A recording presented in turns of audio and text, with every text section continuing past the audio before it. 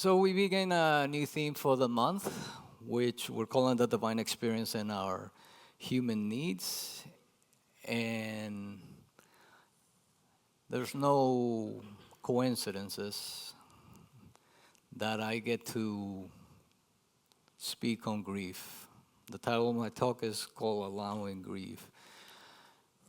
Before I get started, I'm sure all of you know, but who knows here about the Peanuts gang, the cartoon and stuff? So you'll understand this one. I haven't even said anything.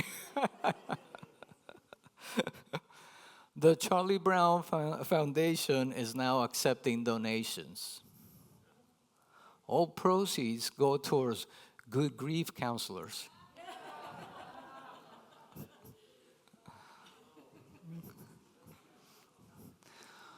Now, on a serious note,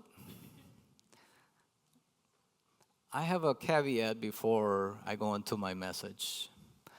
I would like you to use one of our 12 powers while I'm speaking, and that is our power of will, which is the power to choose, to command, to decide. And I want you to be willing to accept or at least consider some of the things that I may say here this morning that you may not care to hear or agree with. Deal? Beautiful. You know what they say, right? Where there's a will, there's a way. Beautiful. Thank you. Okay, for some reason this is shining in me real bad today. So, on that note, let me start by giving you a definition of grief. And I thought, let me look it up, and I found something in the American Psychological Association, so I thought it was fitting, right? They say that grief is the anguish experienced after significant loss, usually the death of a beloved person.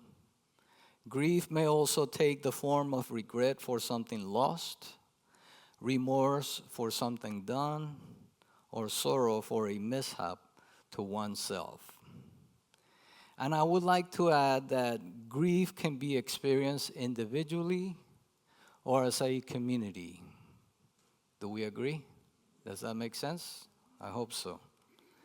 Now, they're going to say that grief often includes physiological distress, separation anxiety, confusion, yearning, obsessive dwelling on the past. Nobody here obsesses over the past ever, right? And yes, apprehension about the future as well. And of course, these can actually affect your body, your physical self, your immune system actually. I think we've all had some kind of experience where because we were not feeling well about something that maybe we came down with a simple cold even, right? And from what I understand from things that I read and listen to, actually getting a cold is not always a bad thing. I'm sure you heard it said before that the disease is the cure. When you get a cold, it's because you need to release stuff. And I'll be honest with you, getting ready for this message this morning, I was going through some of that yesterday. And it's something that kind of comes over you and you don't realize it's like, why? I'm cool with this that I'm talking about, that I'm working on. But something in there lets you know. And I had to do everything possible to stay well so I could be here with you this morning. Now, I'm sure you've also heard about stages of grief, right? How many have heard about that, right? Now, I've heard a couple of different things, but the one I'm going to focus on is from Elizabeth Kubler-Ross. She has the 5 stages. So it's easier to remember than 10 stages that I've seen also. So we'll stick with 5. And I like numbers. 5 is the number of healing. So consider that. So those 5 stages, and some of you know it: denial, anger, bargaining, depression, and acceptance. Now, denial is, of course, that shock and numbness that you feel, and you go around saying, "Why is this happening?" Right? You don't want to accept it because you want to avoid the pain. How about anger? That's that frustration and pain that comes from fury, and it's sometimes pointed at somebody else, or even yourself, or life in general, or yes, God, right? I know nobody here has ever said, "Why me, God?" Right?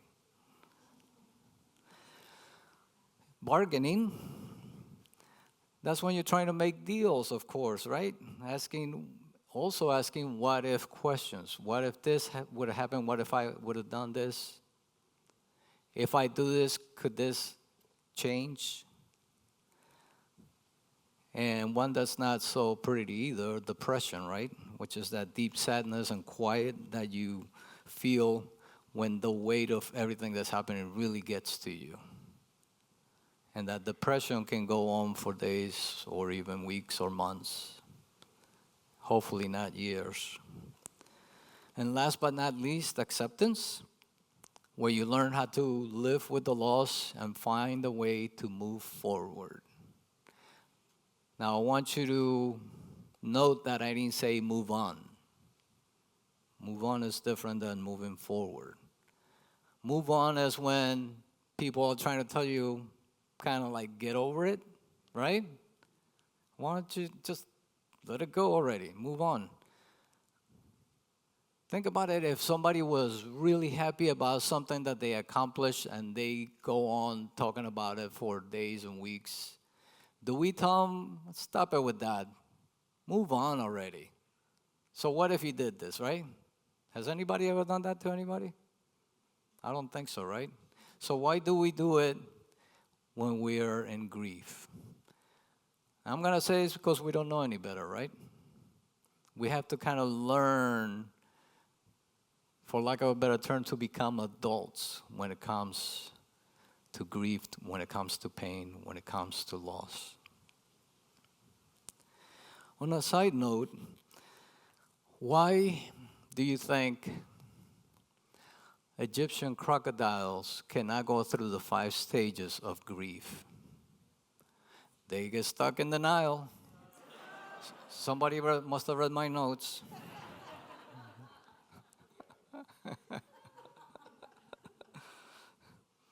So yeah, they also tell us that the 5 stages of grief are very personal and very irregular. And as you may gather, the 5 stages are not necessarily in a neat, nice order that they happen, right? You don't automatically go through denial and then you know that you're going to move into anger and then bargaining, and then you go through a depression and then you know that you're going to get acceptance, right? You might get to a stage of acceptance one day and wake up the next morning and be in anger, right? I'm sure most of us, if not all of us, have had some kind of loss. And just remember, loss is not just about losing somebody, right? It could be the loss of a job. It could be moving into a different city that you necessarily did not want to. Or as for myself, when I was 12, my parents brought us to the U.S., to New York City. And that's not something I wanted. At the age of 12, I had my life set. I had all my friends there. I knew that I can walk out the door and all my neighbors were there and I knew them. My best friend literally lived across the street from me. And yes, I knew the language. Moved to New York, and even though I had had 2 years of English as a regular class back in Colombia, the first person that ever spoke to me said something to me in English, I could not even remember how to say the phrase, I do not speak English. All that came out of my mouth was guess, no English.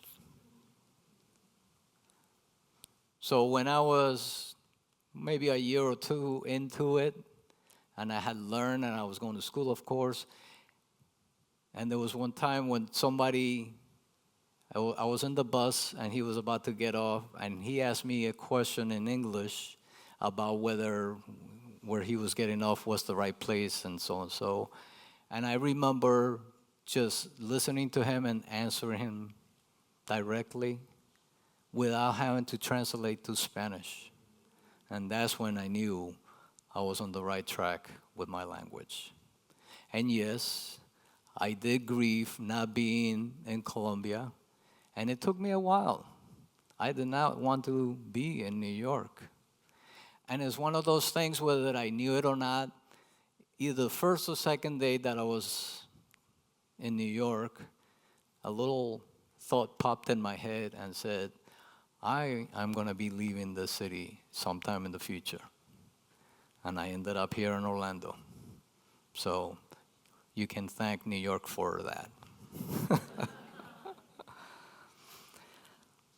So yeah, no, that is not linear.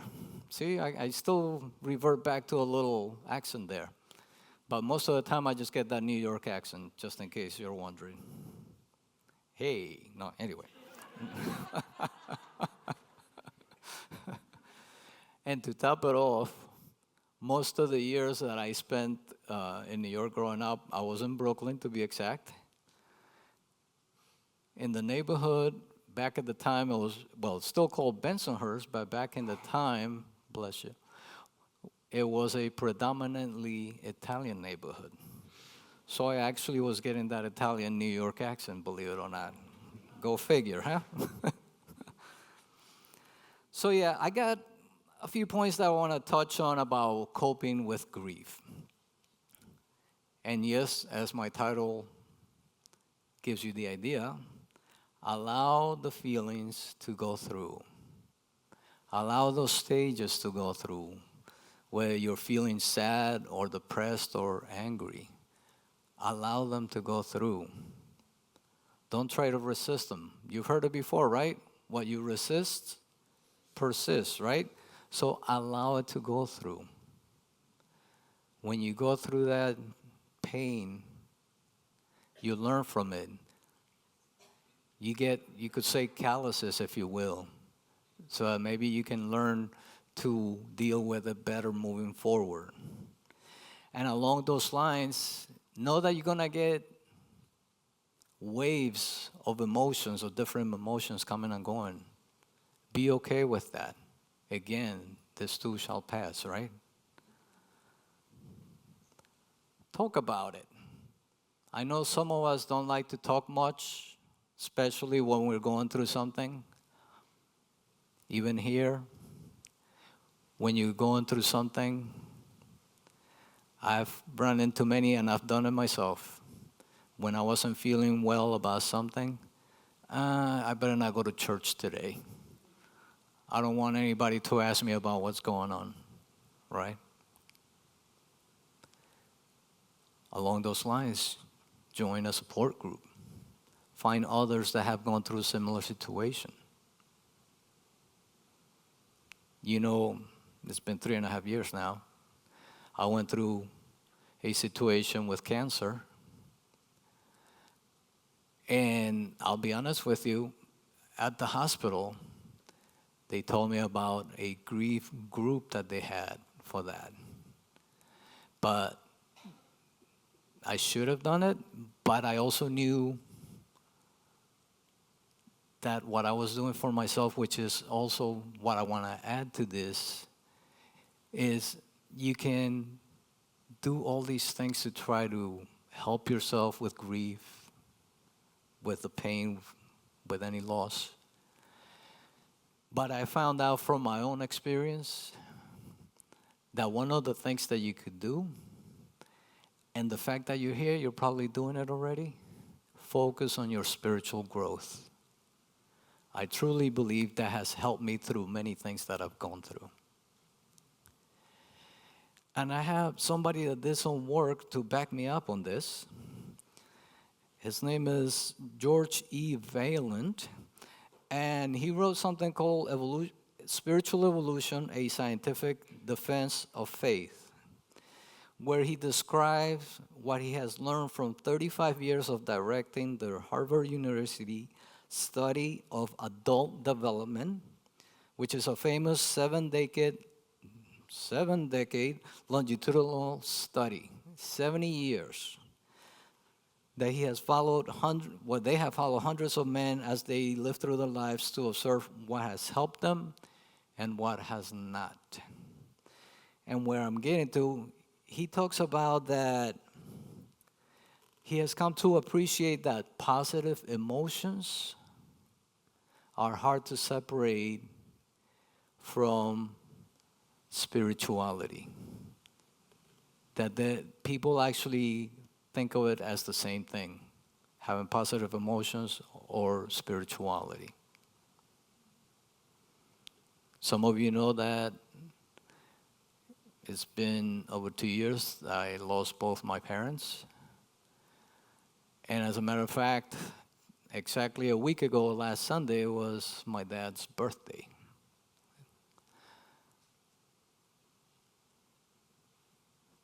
And it made me think about my growth, my journey, as it were, in life with grief.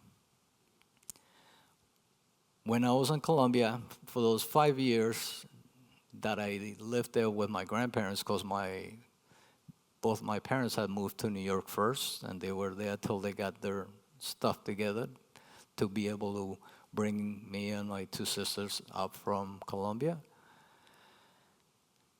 And since I was a kid, I was 7 when they left. I'm not sure that I felt much grief, especially since you've heard me talk. My dad wasn't the best person to get along with, especially as a kid. So I was kind of happy that they were gone, and I was with my grandparents. They were a lot nicer to me, I thought. Not all the time, because my grandfather was kind of like my dad. So we had that. So my grandparents became my parents for 5 years. So much so that our grandfather, we would call him Dad. My grandmother, we had a nickname for her because, and I'll say it, I guess, we called her Choa because her name was Flora. And when I was a kid, and I was the first of the bunch, I couldn't say her name properly, and I would say Choa, and then everybody was calling her Choa. Right after we moved to New York, in about a year or so, she actually came down with cancer and she passed away. And I always thought to myself, why haven't I ever cried for her about what happened passing when she was kind of like my mom? And I thought maybe because I had always shown her how much I loved her, and I didn't have to worry about that I didn't do something right with her. And yes, after that, there's been a couple of times where thinking about her or situations, and yes, I teared up about that. Another loss that I had sometime after that was an uncle of mine who happened to be also my godfather. And it was a similar situation where I felt like, okay, why am I not feeling sad and all that? And I kind of credited it to the fact that I was so far away from them and I had technically a new life already.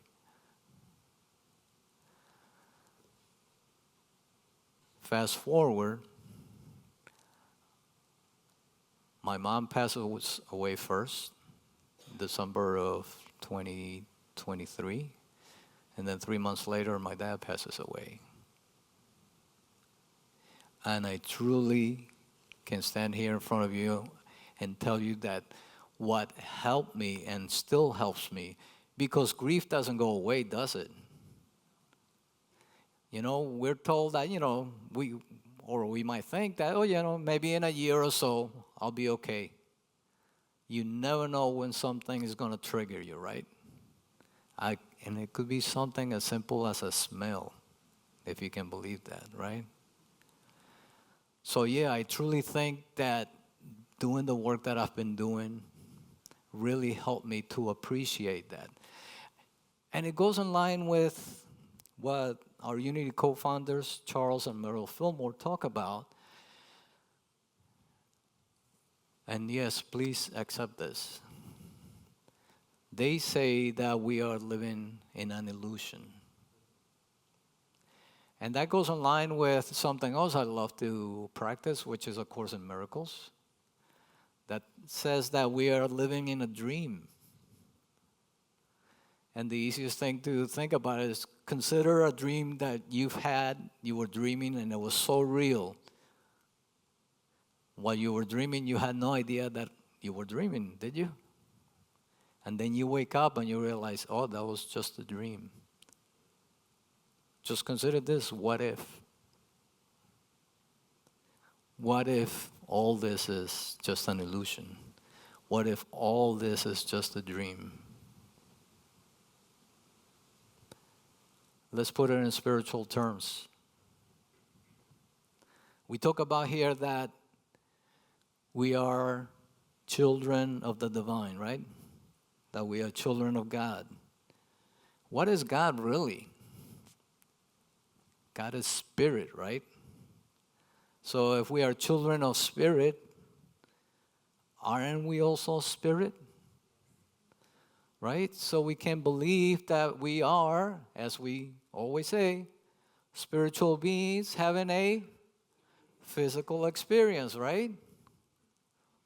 So considering this physical experience as a dream. And that's why we can believe what Charles and Merrill Fillmore tell us, that whatever you think about, you bring about. So if you're having a rough life, there might be a couple of situations. You can say, let me start having a different thought, a different feel about life, and maybe things will start shifting. The other thought could be that if you're having a negative experience, a tough time, ask yourself, what is it that this is here to show me? I had to ask myself that when I was going through my cancer treatments and all that. And yes, I did say, why me? But you know what's funny also? Before that happened,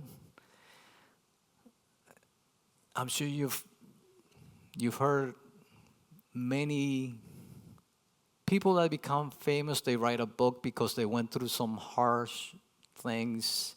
They came out okay on the other side. They wrote a book about it. They became famous.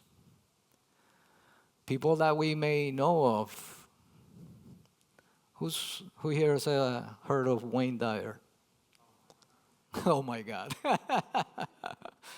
That was one of my first spiritual teachers. And if you know his story, he went through some harsh times also.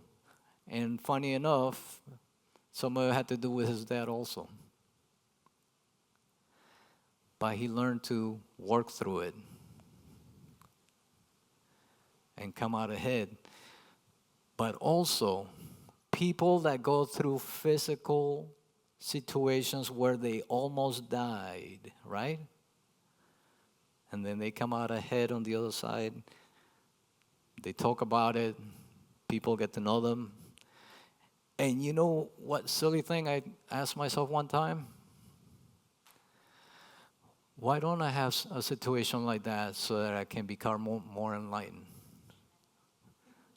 Hey, I got what I asked for.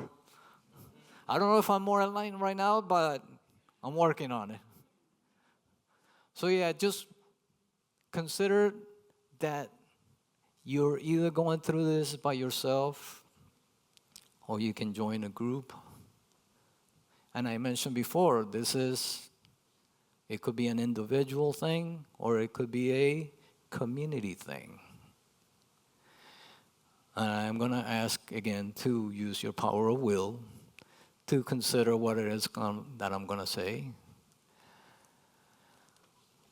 Since I've been here, we've gone through 3 spiritual leaders.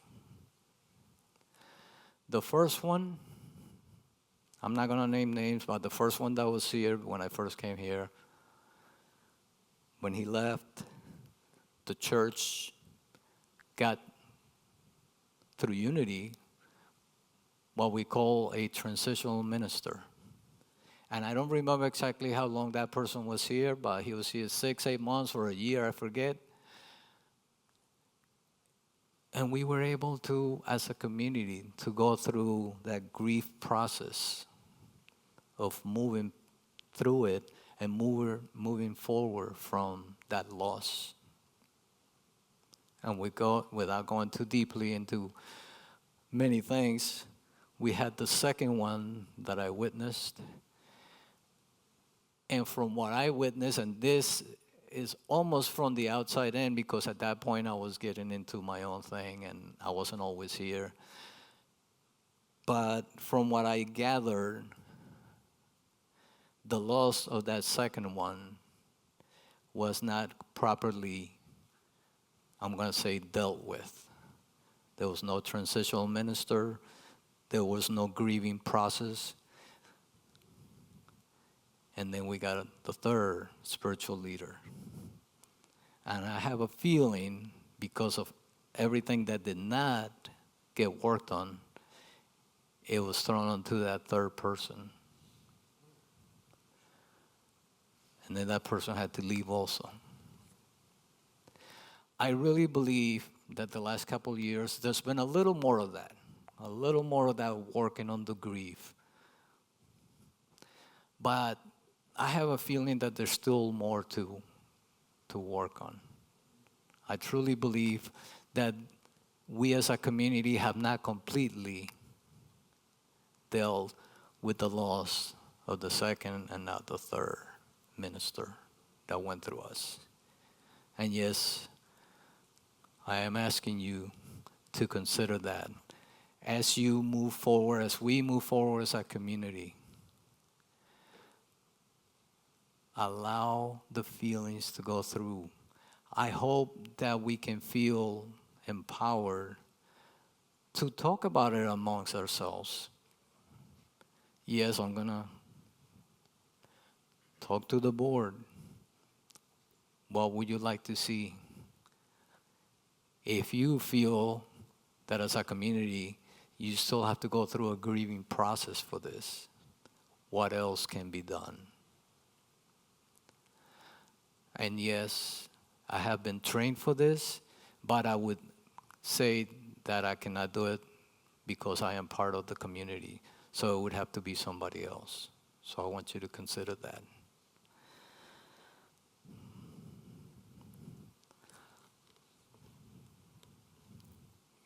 So let's go through it again. We got the 5 stages. Who remembers them? Denial. Say it again, sorry. Anger, bargaining, depression, and acceptance. Good, I'll accept those answers. So yes, and on top of that, I want you to keep focusing on your spiritual growth. That is why we're here in this community, right? That's why we come to church. That's why we come to a spiritual community, to work on our spiritual growth. And that spiritual growth is really just about letting go of things that no longer serve us and accepting that if we are truly spiritual beings, we should just allow ourselves that connection to the divine. and know that we can let ourselves be guided by it and keep moving forward. And I'd like to leave you with one last advice. Don't carry your emotional baggage with you. Use your grief case.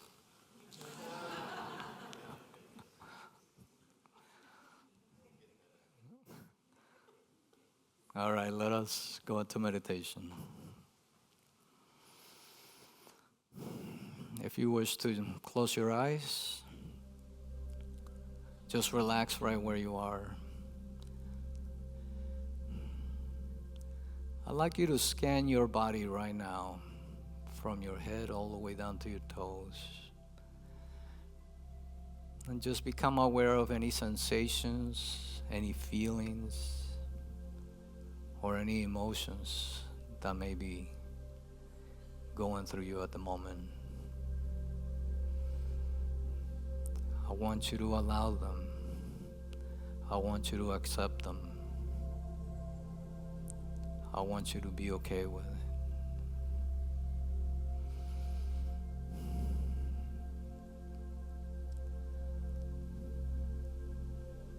I want you to take your focus now to your breath. No need to force anything. You don't need to think how to breathe. It just happens. Consider that this breath is the living spirit flowing in and through you right now.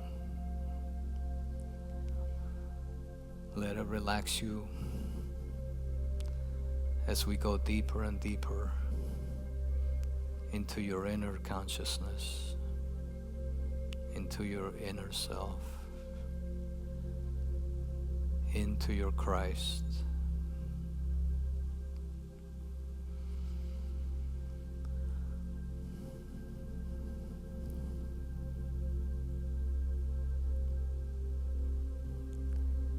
If there is anything or anyone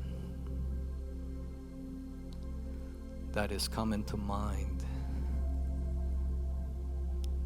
that you need to grieve, let him or her come to your mind. It could be a beloved pet. It could be a situation. Let it come into your consciousness.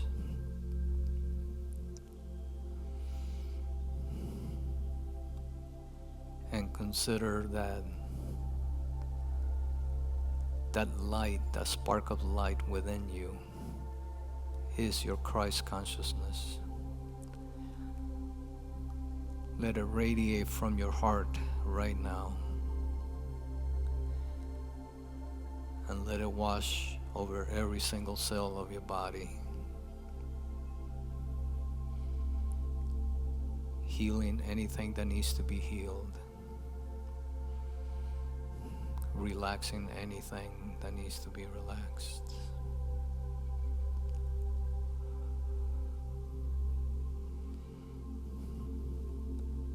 Consider that right now, each and every one of you is connecting with each other, multiplying this divine light in connection with God, with Spirit, with the universe. Know that wherever you are always in connection with the divine, with God, with that living presence that we also call love.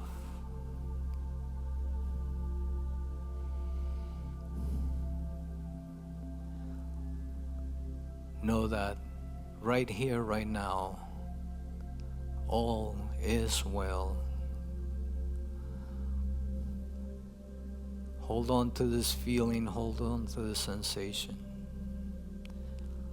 as we go into the silence.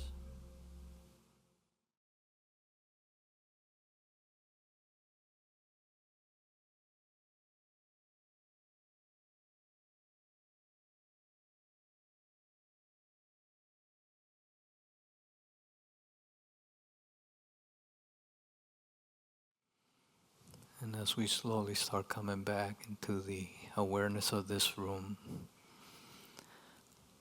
I'd like you to repeat with me. Spirit am I, together. Spirit am I, a holy child of God, together.